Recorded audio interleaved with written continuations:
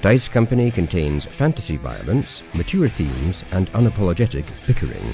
No feelings were hurt in the making of it, but listener discretion is advised. Dice Company will always be free, but it's not free to make. Please consider supporting us on Patreon or Apple Podcasts and get access to our weekly roundtable show Extra Roll. Just follow any of the links in the show notes for this chapter.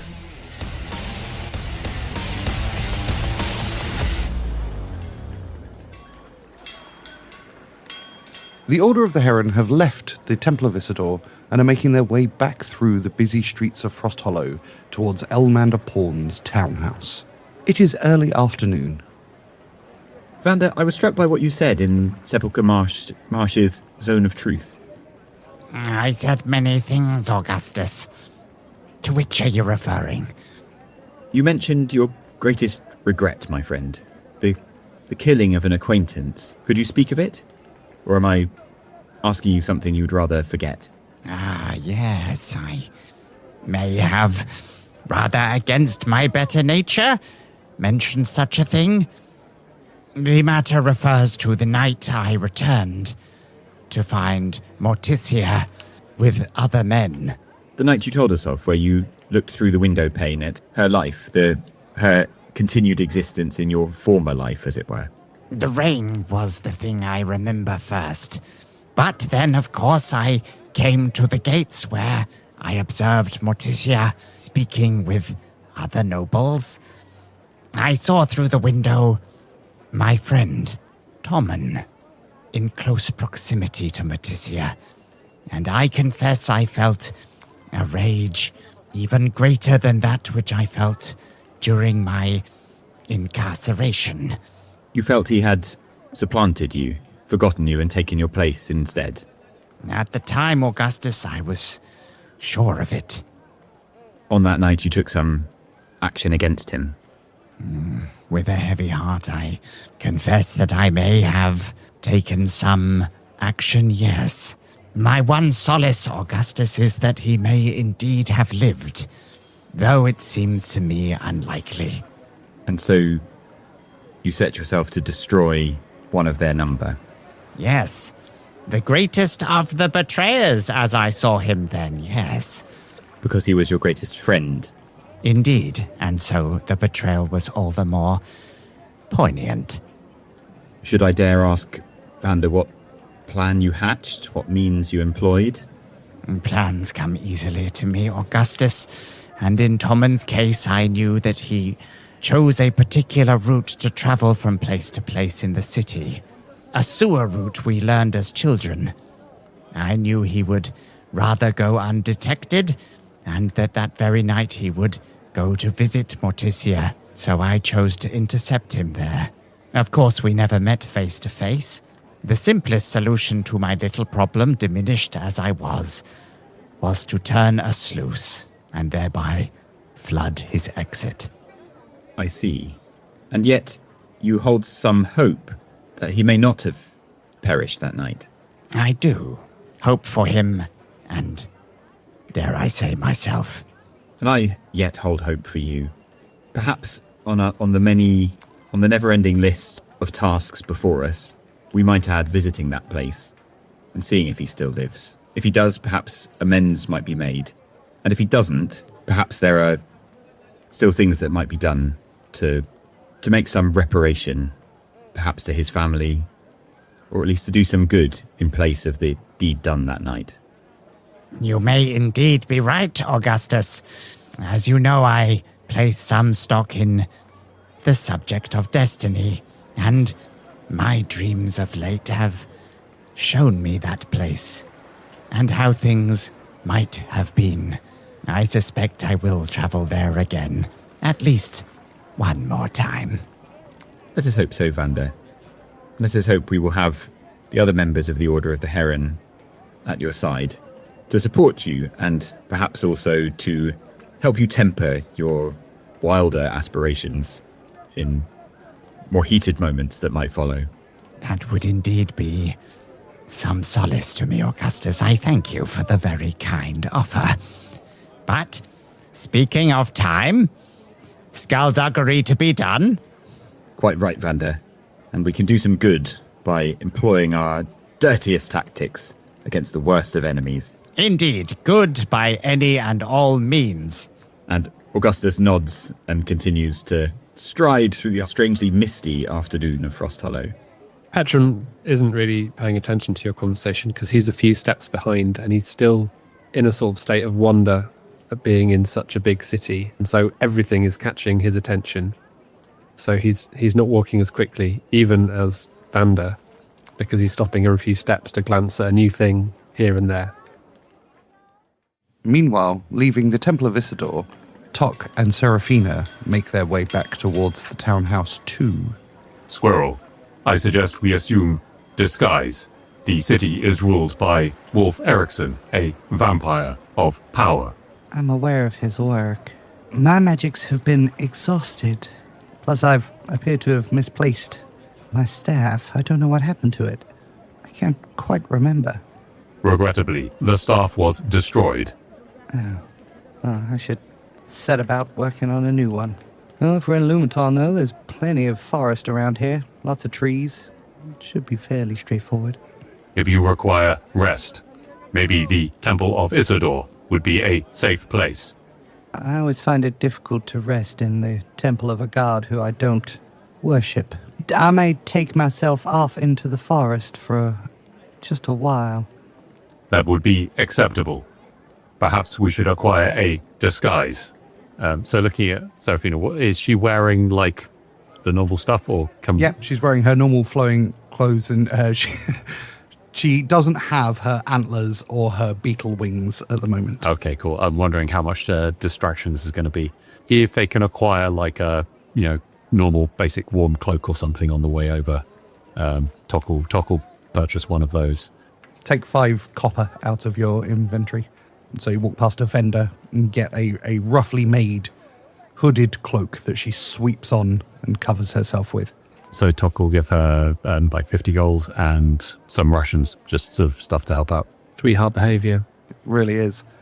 Oh, thank you, Tock. You're a sweetheart. It's canon, people. That's just a character's opinion. It's not Canon. Well, Seraphina says doesn't go. Yeah, that's hearsay and should be stricken from the record. Having taken the 50 gold and the rations from you, called you a sweetheart, she reaches into her garments and pulls out a stone and hands it to you. If you need me, you can contact me using this. Squirrel, we have learned from Bartle Schultz and Bennie that the sending stones are compromised. The Emperor may ascertain their location, possibly listen to messages. That would be Paragon Raw, no doubt. Well, take it anyway, in case of actual emergencies. Okay, Tock will pocket the stone. You can add that to your inventory. Okay. I shall be in the forest to the south. If you can get into the woods, I should be able to find you easy enough. Okay, Tock will make a copy of the map he's got, give it to Seraphina, and mark on it the large house we're staying in.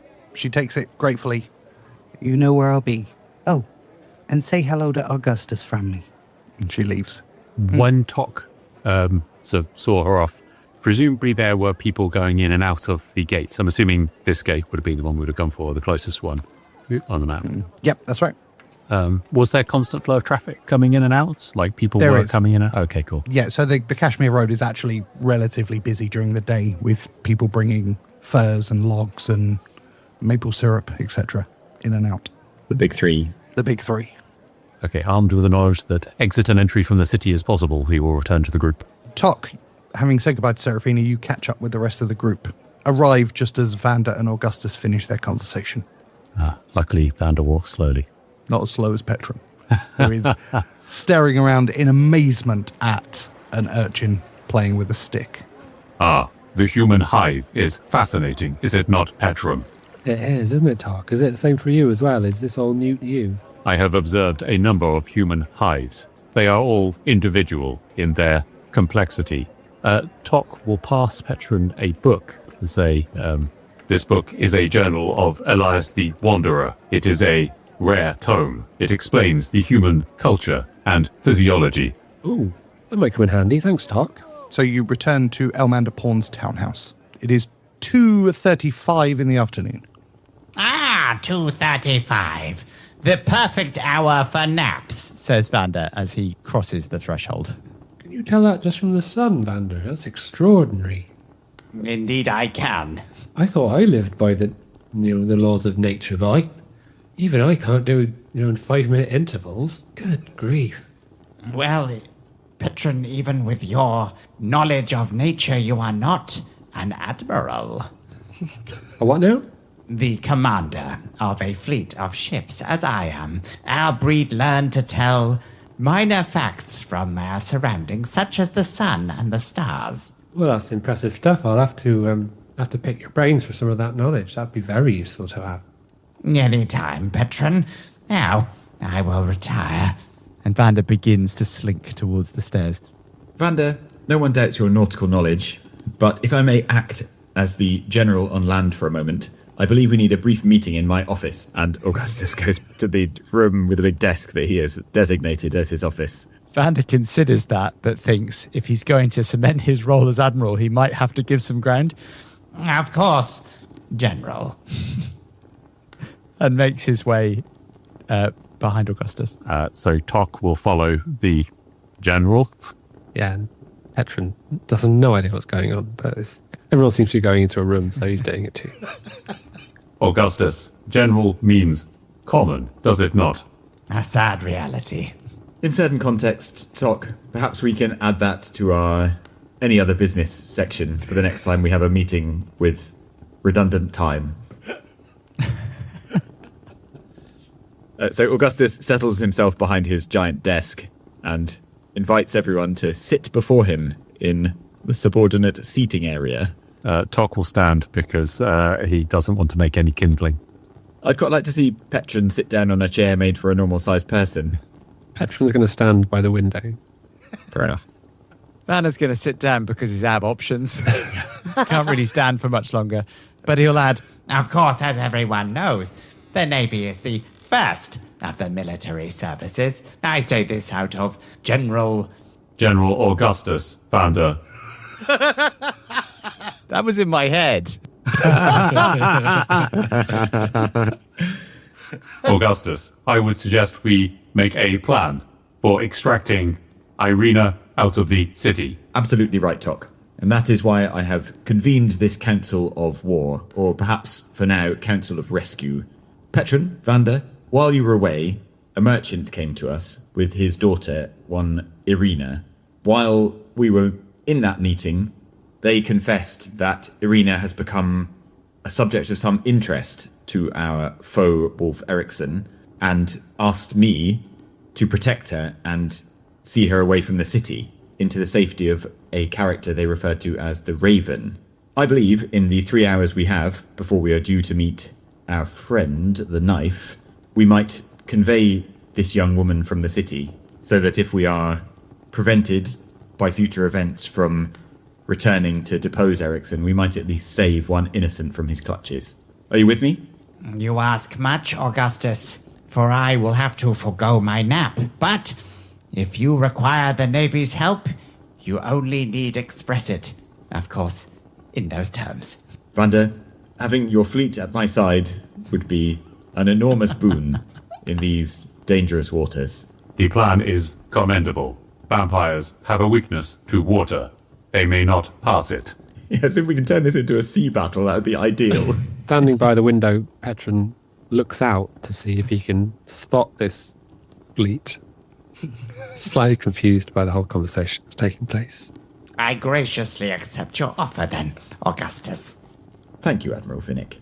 Now, gentlemen, has anyone any idea how, given that I am supposed to be, at least in Ericsson's eyes, a mask weaver pretending to be myself, here to bend the knee and hand my throne to the vampire, if you're all following me, how might I and we rescue this young woman from Ericsson without revealing ourselves as the people we're supposed to be in the first place? It's very confusing.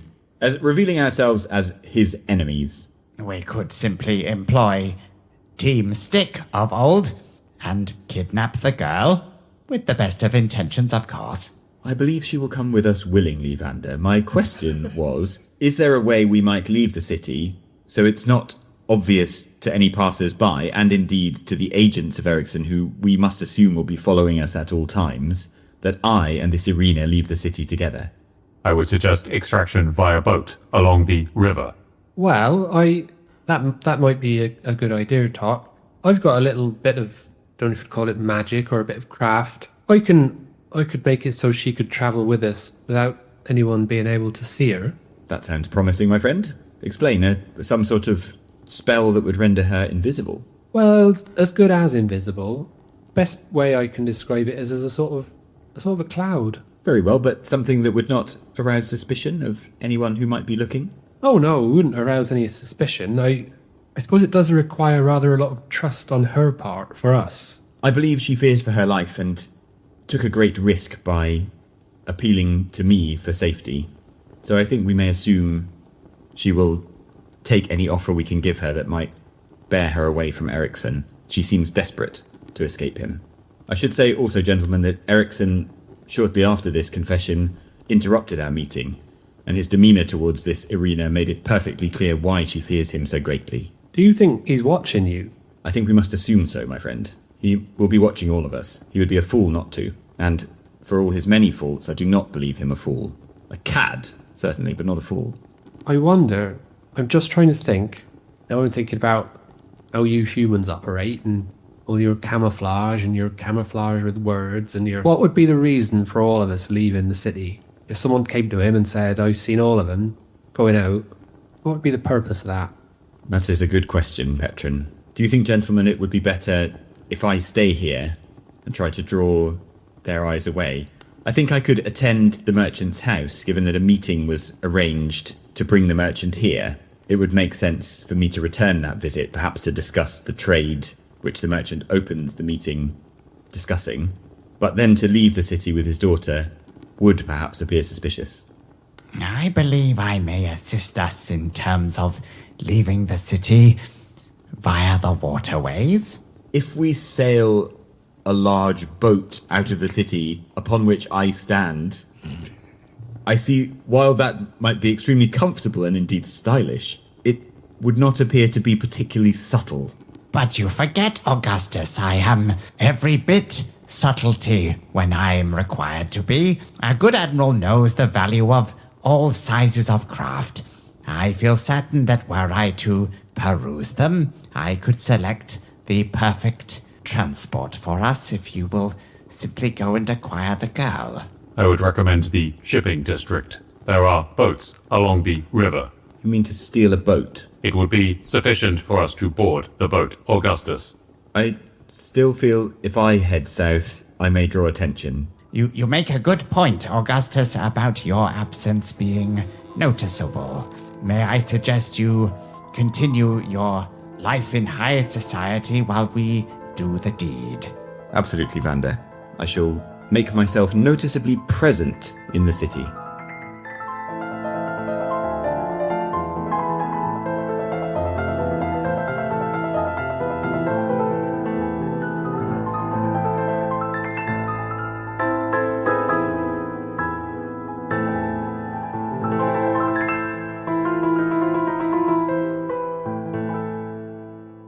Welcome one and all to Dice Company's Small Embers Chapter 59, where a group of friends weave tales of triumph, heroism and despair under the guise of playing Dungeons & Dragons.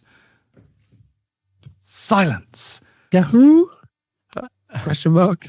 My name is Tom, and I'll be your DM through the continuing adventures of the Prince of Gothamer, his scribe, his bodyguard, and Butch Deadlift. Prince of Gothamer, scribe, bodyguard, and Butch Deadlift, please introduce yourselves and tell us one fun fact about your characters. Hi, I'm Alex. I play Augustus, Prince of Gothamer, and Augustus just heard that the others are going to leave the city for 3 hours, so he is going to party hard. Where's he going to party? I hear the Museum of Antiquity is open. That's narrowed the field. He's 100% not going there. That does not sound fun. Hi, I'm Harry, and I play Tock, an imposing 6'8" automaton. So Tock has been reading the books of Elias the Wanderer, particularly relevant is the book on humans, culture and physiology. It's led him to be a bit worried about Vander, specifically his frequent mispronunciation of familiar names, erratic mood swings, forgetting basic tasks, and just general decrepitude. The symptoms closely match Binswanger's disease, which is one of the documented maladies in the book. It's one of several, sadly, degenerative diseases known to weaken the minds of the elderly, commonly known as brain congestion or senile dementia. Tock is strongly considering opening a window. Brain congestion. Specifically, subcortical arterial sclerotic encephalopathy. Oh my God. Sweet Jesus. Well, no one's ever asked how old Vander is. Exactly. So Tock's assuming very old. Yeah, that might be the best fact of all time. God damn it. I think I might have wrestled it off of Mickey from The Ungovernables, who did a comparison of his Shaq versus the NBA player Shaquille O'Neal. Tough to top that. It really is. Vander's just really well balanced. He loves plenty of things about himself, but mostly he loves his emotional balance and general well-being. He's just full of joy and in no way resembles anything of what he just said. No, I'm going to go with my actual fact, though. You ready? Sure. Okay. Hi, I'm Charlie, and I play Vander Finnick. Vander loves the dark weave of magic. He thinks fondly back to that first day when he encountered it. But what he loves most about magic is that no one ever asks about it. How does Vander kill people with a thought? He's never told anyone. It seems entirely natural to the world that someone like Vander can casually summon death. Everyone just intrinsically accepts that it's best not to ask any more questions. Because sure, it's fun to wonder, right up until that moment when you burst into flames. No one's worrying about the incredibly potent, psychic mage slowly succumbing to vascular dementia. I was going to say, your fact, then my fact, equals a really, really bad. I mean, it feels like that would be a dangerous phase of life to be friends with a psychic mage. Yeah. You guys should help me, clearly. We've tried helping you. No, that was a threat. Dave. Hello, I'm Dave, and I play Butch Deadlift. Yes! Now, Butch, as you may have discovered, is quite a spiritual sort of person. He's very in touch with nature and the natural world, and he is a follower of the goddess Landolin, goddess of nature. However, Butch, or Petron himself, would not consider himself to be a follower of Landolin, the name meaning nothing to him. To him, she is simply known as the Nourisher, the goddess who provides plenty for the Firbolg race. Lovely. Wholesome. Very nice. Yes. Good to have a proper religious mentor. Petron's kind of a sweetheart. Yeah, he actually is a sweetheart, and a legitimate sweetheart as well. He's also imposing. He is. Yeah. Genuinely imposing. So imposing he has to stoop to seem less imposing, rather than the showy imposing of, say, a robot. Kind of robot that has to declare his imposingness. At least you didn't get a psychological evaluation from a robot, right? That's good. I would call it. That's a great idea for next week. He's not read the book on Firbolgs yet. That's the problem. Yeah. Oh, there is no book on Firbolgs now I think about it. And please remember, there are some things that it is better to begin than to refuse, even though the end may be dark. So let's turn the page to the next chapter of Dice Company.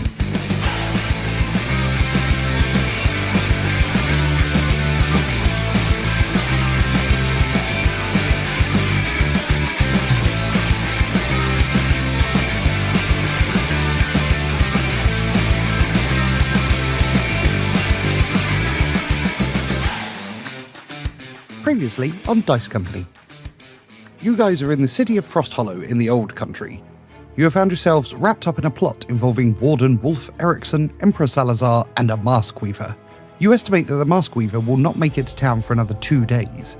You have agreed to meet William the Knife and High Sepulchre Marsh at the entrance to the abandoned Dwarven Mines in 3 hours, as you search for the Dark Blade. That 3 hours, however, gives you enough time to smuggle Irena Calhoun out of the city in an attempt to protect her from the evil clutches of the Warden. Augustus and Petron, you two follow the instructions to the Calhoun household and find yourself stood before another 3-story townhouse. It's very similar in design and size to Elmander Pawns, where you're staying, which includes a rope hanging outside the front door attached to a bell for visitors to pull. Jesus, I thought it was going to be some sort of public hanging. This isn't Frost Hollow School for Wayward Children. That's just across the river. So Augustus pulls the rope. And ends a life. And the bell rings, and the door is opened by an elderly gentleman wearing a top hat and tails. Hello. I am Prince Denothley, and I'm here to see your master. Oh, come in. I seem to have elevated myself to prince, but everyone seems to think I'm a prince, so I'm just going to roll with it. Follow me. And he takes you upstairs to a glorious study filled with rich mahogany and lots of books. And a roaring fire. Sat before the fire, drinking brandy from a crystal glass, is Castilian Calhoun. Irena is sat in the armchair next to him. Oh, your grace. And he stands up. Calhoun, Irena, we have little time. We have come to escort your daughter, or you, Irena, from the city. My plan is simple. My associate here, Petron, will disguise you, conduct you to a boat, which will bear you south on the river to make contact with this Raven character you mentioned. I shall stay here with you, Calhoun, under the pretense that we are discussing trade between Denothria and this city. Do you understand? Do you accept? I do. And he turns to Irena. It is time for you to leave, my dear. And he gives her a hug. He then approaches Petron. Hello, well met. Have you, please excuse my ignorance. I don't think I've ever seen anyone who looks like you before. No, there's no need to apologise. I'm not a human, you see. I'm a furball. We're a sort of slightly giant race. We tend to live in the forest and the mountains, so we don't come across humans all that often. So it's no real surprise that you wouldn't have seen someone like me before. You've learned something new every day. And you have a method to get my Irena out of town safely? I do, yes. Now, because of my closeness with nature, I've developed certain talents, I suppose you might call them, and one of these will allow me to, well, there's not really a simple way of saying this, it will allow me to temporarily change your daughter into, sort of a gaseous form, to be honest. I know that doesn't sound amazing, but I promise you, I've done it many times. I've done it on squirrels, I've done it on deer, I've done it on rabbits, and there's no harm comes to them. They just change their form for a period of time and then return back to their normal selves. But of course, it means that nobody will see you're leaving. I see. He turns to you, Augustus, looking for reassurance. I realise it's a lot to take in, my friend, and I've only met Petron these last days, but I trust him, and I believe he means well, and that he has the power to do these things. I've seen a little of his power, and I believe you would be right to place your daughter in his care. Very well, your grace, son. I trust your word. And, Master Petron, thank you personally from me. If there's ever anything I can do to return this great favour, you need only ask. Well, that's very good of you, thank you, but Augustus explained to me that you're having some problem, and Wulf Ericsson's a great enemy of mine. I believe he's a sickness at the heart of this country, so I'd be glad to keep anyone safe from his clutches, to be honest. In that we are agreed, my friend. Okay, is there anything that you need to perform this ritual to turn her into a gaseous form? You got a fire burning anywhere? And he stands aside to reveal a roaring fireplace. Well, there we are then. And so Petron goes over to the fireplace. I haven't worked out how Petron does spells.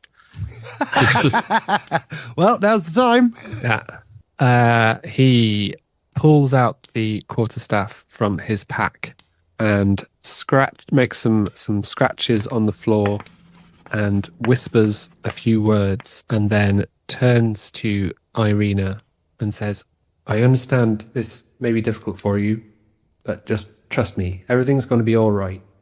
And then places his hand on her, and she becomes a misty cloud. Goodbye, Father. Pop. At least it wasn't a... Oh, by the gods, it's worked. Irena, can you understand me? The mist kind of shimmers slightly. Wonderful.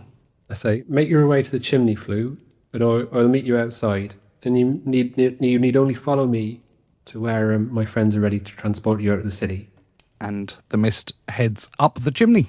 Kaloon turns to you, Augustus.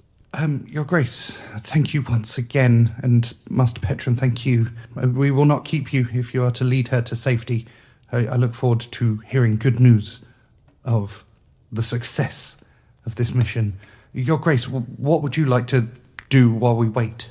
I merely need to stay in here, Kaloon, if you have no objection. So it seems enough time has passed that we may have been discussing business. I know to rather find a decanter on your table with some sort of liquid in it. Oh, of course, this is Frost Hollow brandy. But if alcohol is your tipple, as they say, and he goes over to the bookshelf and he pulls on 2 books and a secret cupboard opens up, which is just floor to ceiling with all different bottles of wine, spirit, and kegs of ale. Well, I really shouldn't. As he walks towards the selection of drinks and begins perusing the bottles.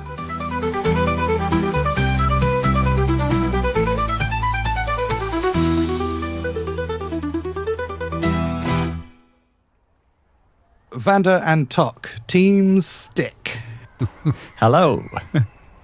Okay, Tock and Tick are both in the bag, ready to go. And Vander trundles along like a snail with a limp.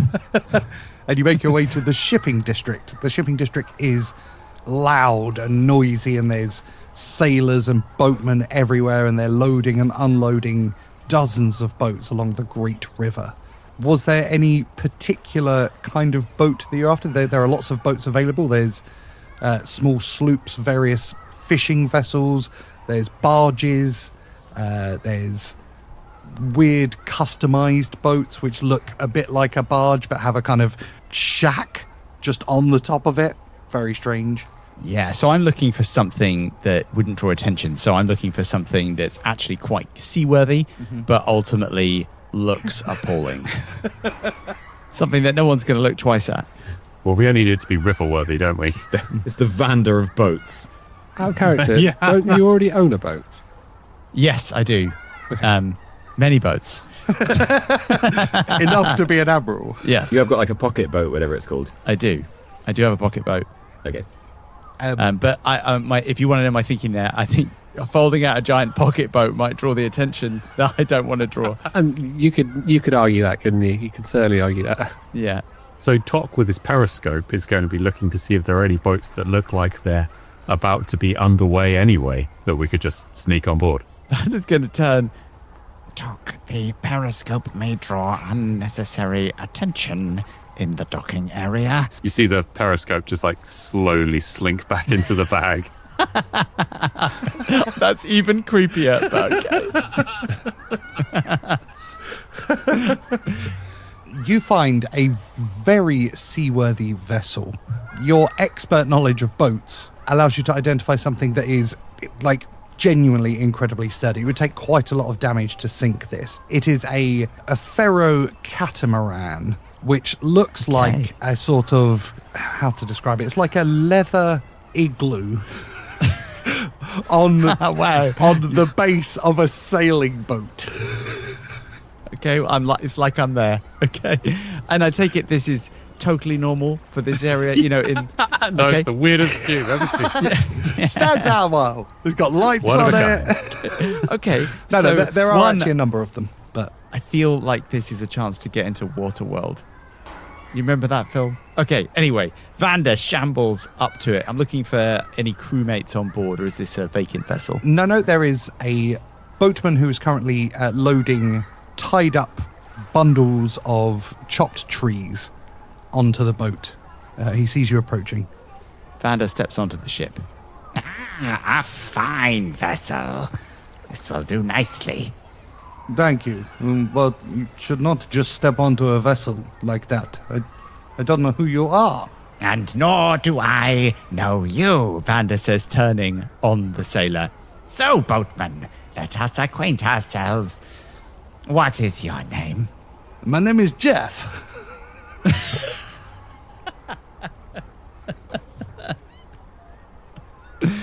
A pleasure to meet you, Jeff. And is this your craft?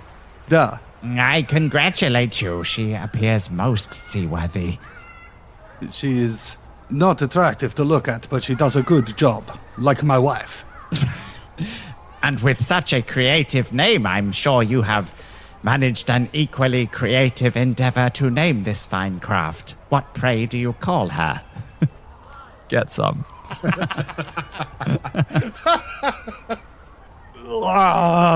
She is called the Leather Dynamo. Oh, it's a leather igloo on a thing. We're lucky it's not called the floating ball sack. Too crude. How creative, Vander says, observing the leather dynamo up close. Well, Jeff, I assume you are open for business. You need something transporting down the river? Is it wood? I'm very good with wood. I am in search of crew. But you need a boat for crew, no? I have just found the boat. Keep up, Jeff. But the Leather Dynamo is my boat. Of course, I have skipped a few steps. Allow me to explain. Vander drops 20 gold pieces into Jeff's hand. Oh, that is a lot of gold. It is, Jeff. But allow me to explain further. Vander casts fear. Oh my god! Truly, Vander is a sweetheart. I'm literally never not surprised by you guys. Oh my god. Right, So each somebody creature in a 30-foot cone must succeed on a wisdom saving throw is projected a wisdom phantasmal image of the creature's worst fears. Charlie's going to terrify everyone on the dock. I'm fairly confident that's It's me. him and anybody standing behind him, which... Luckily, it's just clear water, so we're not going to have Okay. like a crazy panic in the street. Might be a random urchin that just screams and runs away, potentially. And this is not the entire crew of the boat. Excuse me 2 seconds while I create Jeff's character sheet. So, while frightened by the spell, the creature must take the dash action and move away from you by the safest available route on each of its turns, unless there is nowhere to move. So Jeff's just going to sprint away. Yeah. No one would abandon the leather dynamo like that. Jeff has rolled a natural 2 for a 1. Excellent. He, with the handful of 20 gold, he screams as he looks at you and then just turns around and runs straight off the side of the boat into the river.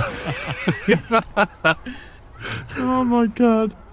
And you just see him desperately splashing away as he tries to swim across the river, occasionally ducking under and then coming back up, taking a breath, still gripping the gold in his hand, though, as he desperately tries to get to the other side. You get a message from Tock from the bag saying, Vander, did you take your mask off?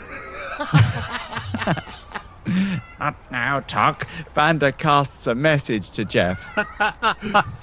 This isn't how I planned this to go at all. You're making a scene. Yeah. You can see that other sailors are currently just pointing and laughing at Jeff. I'm gonna cast a message. Don't make me come and retrieve that gold, Jeff. You can have your ship back in a week or so. Goodbye. You hear a scream and he just throws the gold into the river and swims off. Oh my god. Way to blow a third level spell. Could now use some crew.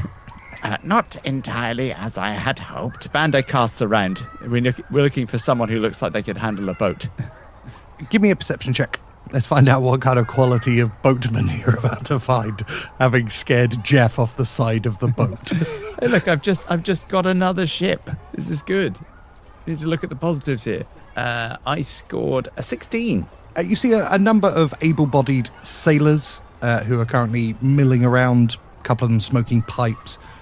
You also see a number of urchins who are running around and actually loading and unloading stuff onto ships.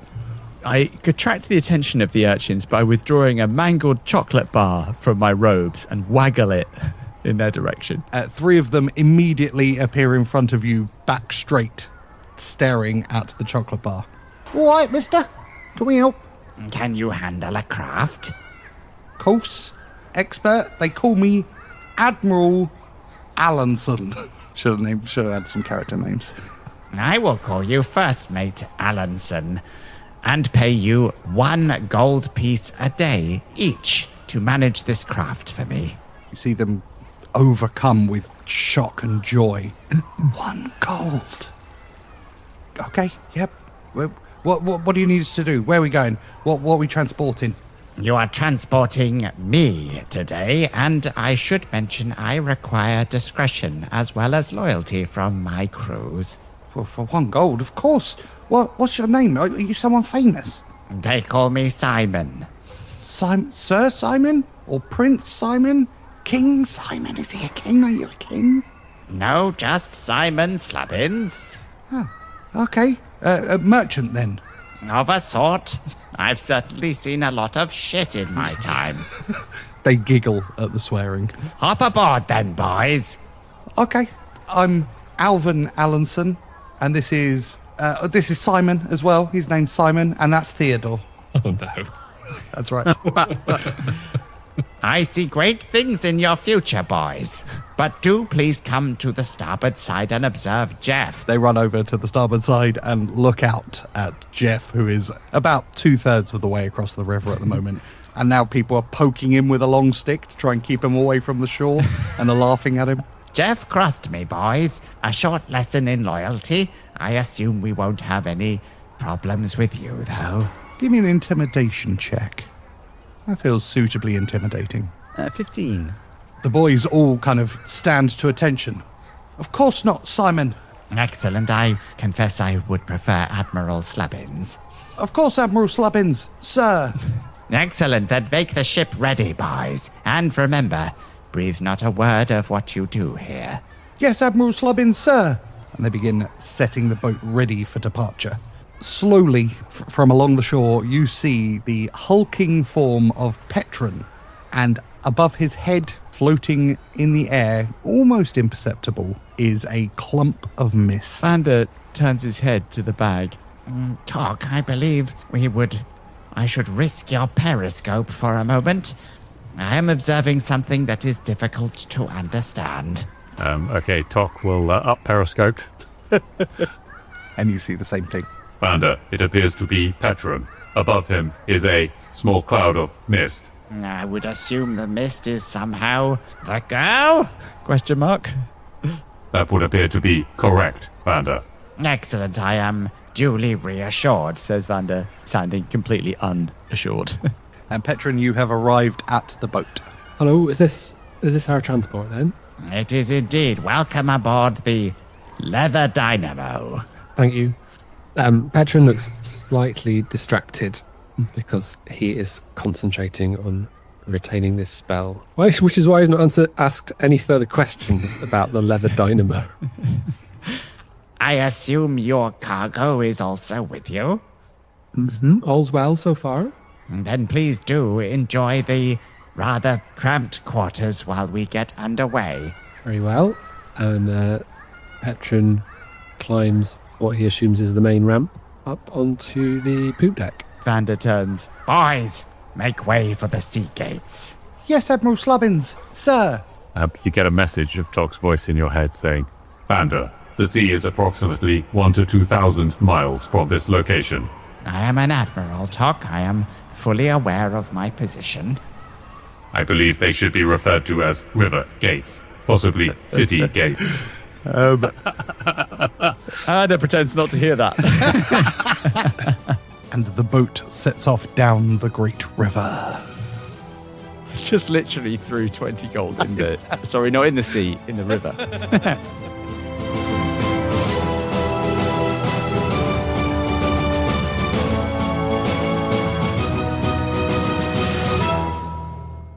Augustus, Hi.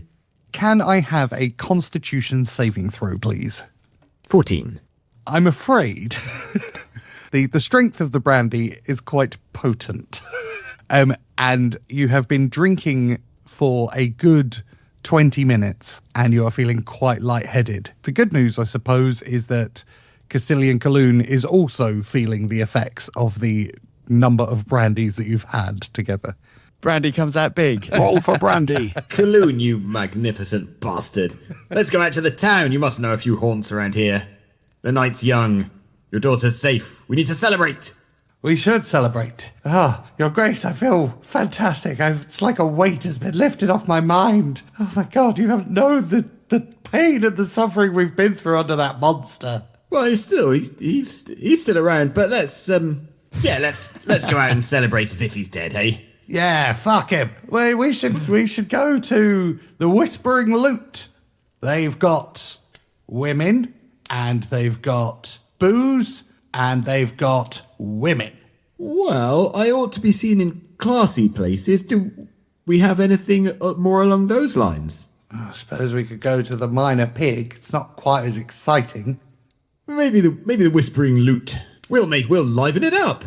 Exactly. It's just because, behind the bar, they've got not only a fiddle, love a fiddle, fantastic musical instrument, makes wonderful music. They've also got a set of classic bagpipes. Have you ever heard bagpipes? They're absolutely magnificent. Yes, they can be rather haunting. Haunting. That's what we want right now. That's what the mood calls for, is haunting bagpipe music. Augustus silently disagrees that haunting bagpipe music is the way forward at this point, but he claps his arm around Cologne's shoulder and says, "Have I ever told you that I went to school in this city? It's where I learned how to dance, and I am, if I may say, a magnificent dancer." Oh, Your Grace, and he grabs a full bottle of brandy, which he kind of drags along the table as he is led out by you. Your Grace, we shall go to the Whispering Lute, and I shall play a haunting melody on the bagpipes, and you may dance to it.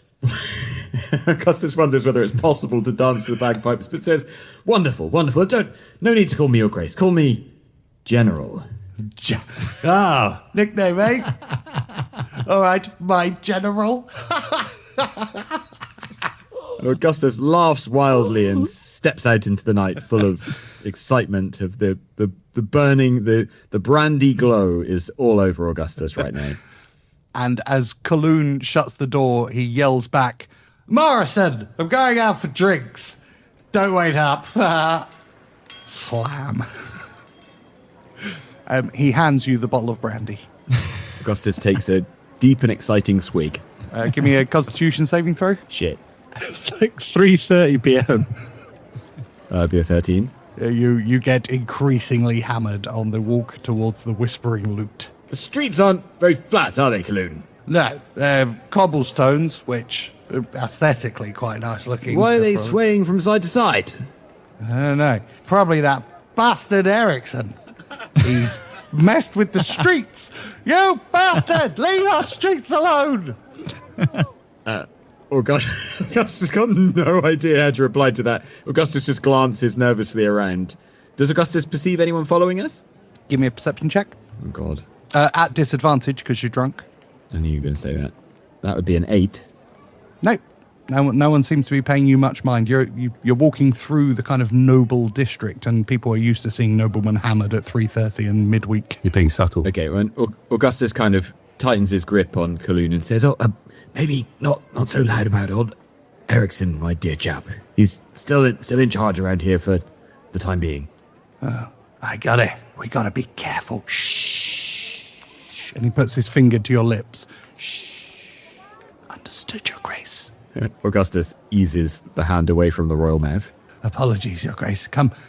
The Whispering Lute beckons us, and under hushed tones to the people of Frost Hollow we shall say, "Fuck Ericsson," but we won't say it loudly, because he may try to kill us. Maybe you should try and say it with a tune.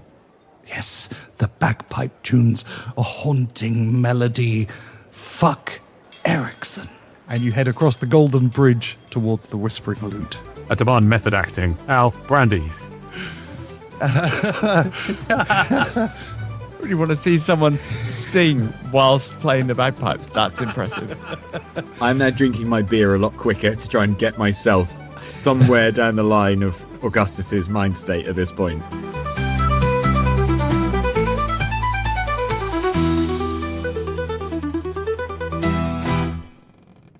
Vander, Tock, and Petron, you are aboard the boat and you are heading quickly, well, relatively quickly, aboard the leather Dynamo towards the city gates, or the sea gates as Vander has dubbed them. As you approach, you notice that there are guards on either side. They are wearing blue cloaks, which is a look you have not seen anywhere in the city to this point. The hoods kind of cover their eyes, and they stand stoically like sentinels. Vander turning over his shoulder to speak with Tock. We need a plan to evade attention. I think I may have an idea. Can I just check what's on our catamaran? Sure, so there's lots of hempen rope, there's some boat hooks, and there is one small bundle of timber which is tied up, which was left behind. Is there a kind of tarpaulin of some kind, like something like that? Yeah, there are sheets and Yeah. tarpaulin, sails, everything like that, yeah. Okay, Boys, Vander says, beckoning to the urchins. Yes, Admiral Slubbins, sir. no time for questions. Please pile Sorry. all of these assorted items into the center of the craft and then cover them with the tarpaulin. I need the appearance of a mound. Yes, Admiral Slubbins, sir. Quick as you can, boys. And they quickly run around the boat and begin to pile things up. In no time at all, they have built a small collection of stuff, and they throw a sheet over it to give the impression that there is something there. Not a lot, but there's definitely something under a sheet on the boat. Dom, how heavy and big is this boat? For instance, if Tock and Tick were to jump in the water with a line behind them and try to drag it forwards, like how much extra speed would they give it? Or is that like a pointless? Interesting. I reckon can you move at normal speed under the water? I mean, if you're walking on the water, on the bottom, I guess. I mean, Tock's not exactly a lightweight. Then I would say yes, you could increase the speed of the boat by pulling it from underwater. Okay, well then Tock is going to suggest that to Vander in case of an emergency. Okay. Obviously that means he won't be on the boat to defend it, but...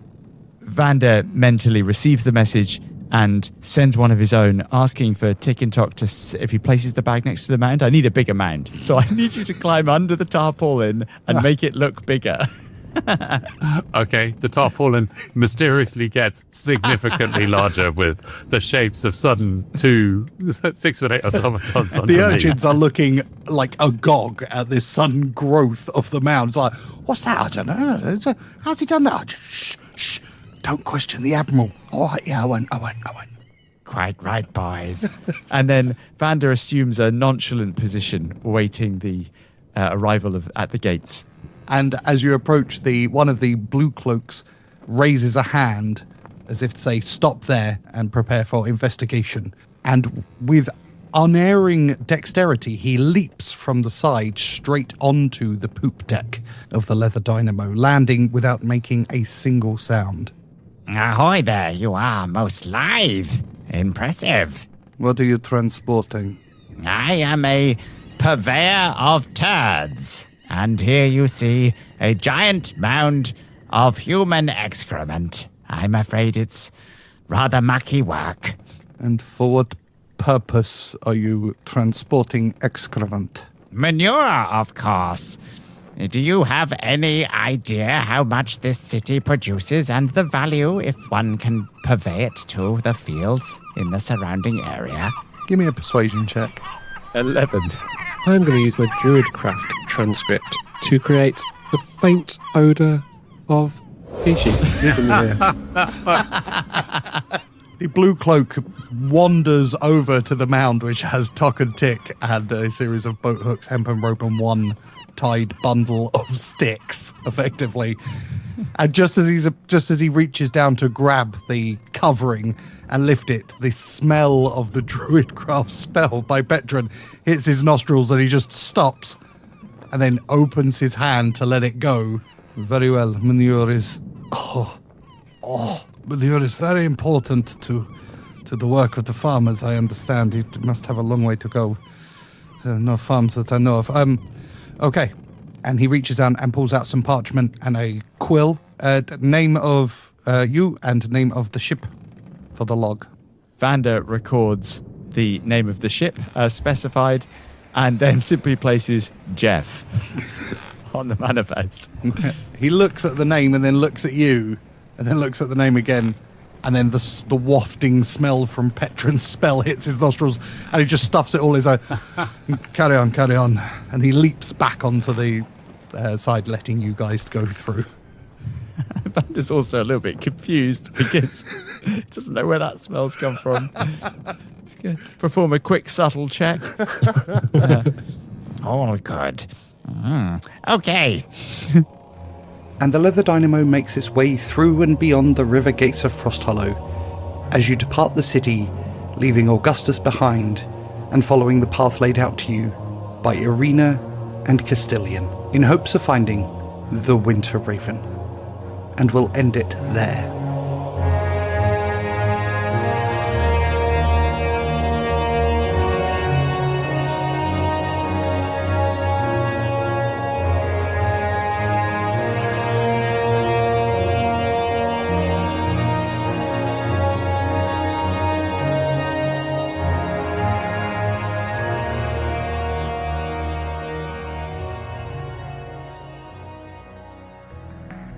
You've been listening to Dice Company's Small Embers, starring Dave Windust as Petron Oakflower, Alex Morrison as Augustus Zeno, Charlie Blackadder as Vander Finnick, and Harry King as Tock, with Tom Patrick as your Dungeon Master. The humans of Dice Company would like to thank the following sweethearts for their support: Sepulchre Stennett, Marky B, Jenny the War Camel, Stephen Sekora, Nori Gosler, Mickey Arnold, Happy Daddy Scotty, Tika, SJ Phionics, Richard Ungamus, Rabbi Camel, Team #Stay Toxic, Path Pursuit, Harris Pakar, Julia Zeno, Shovels, Mama Strange, Queenie, Axel Runholm, and Chris from North London. I have no idea what you're talking about because I am top of the common man rankings. I have also never been skiing or had a golf membership, so suck it. Excellent. That's two. Dave? No, I mean, I've been skiing, Oh, you posh sod. but I don't like golf, and I don't know what the difference between a fondue and a raclette is, so... I've never heard of it. I still What a don't weird know way what to a brag raclette about is. being uncultured. Yeah. I was just thinking that as I ate my gazpacho last night, that I don't know what a raclette is. This gazpacho is delicious. I Especially first when ate it paired in with a Barcelona. cerveza. I feel like I haven't quite got the Vander voice yet. I don't know. My brain's kind of... That's right, we'll do this with Kermit the Frog. That's Yeah. Okay. Dave's is so quiet that I can't see any waveforms unless I maximally zoom in, and there's the tiniest bobbles, which makes editing it really difficult because I can't see where he's talking. Does it, Harry? Does it make editing difficult? Well. Who could have seen this? Wasn't they talking like this the whole time? How was that so quiet? Hang on. Careful, Harry. I think he's being sarcastic. What? Sarcasm? What?